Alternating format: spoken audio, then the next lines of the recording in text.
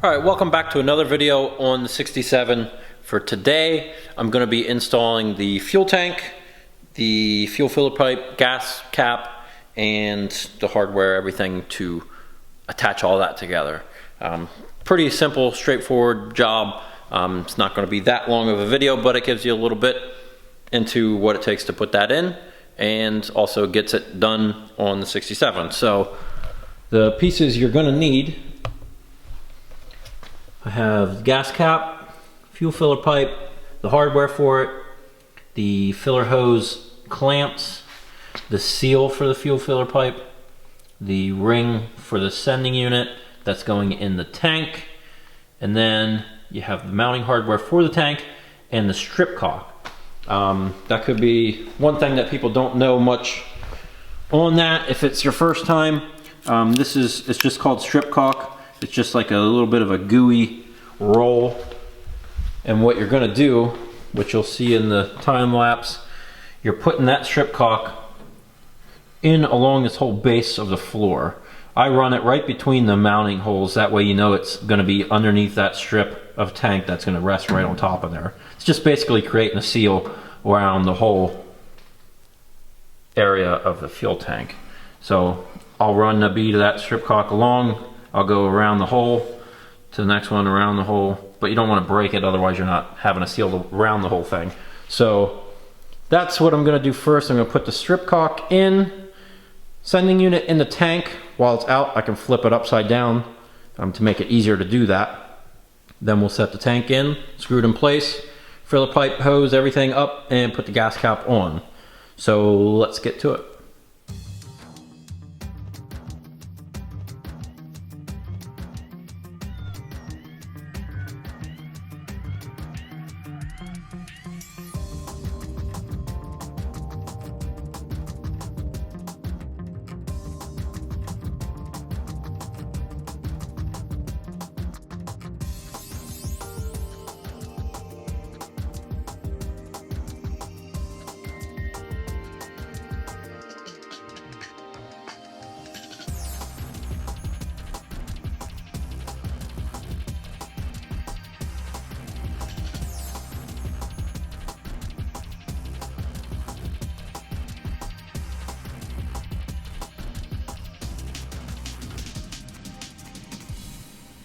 That's about as easy as an install can be. Not much to it. Like I said, just a short video, but everything there is in. And there is a sequence to it that makes it easier, but the filler pipe gasket is going between the body and that filler pipe there. And then there's, I believe there was 4 screws that hold that filler pipe in, and then there's one stud that's on the gas cap that keeps the gas cap on. When you twist it off, it doesn't just fall off, or you have to take it off. So that stud protrudes through, and there's a nut on the back side. But that's it for that. Other than the fuel system, all I need is for this year, because it's mid 67, it's a 2-piece style fuel line that runs up the side through the torque box and along the front frame rail.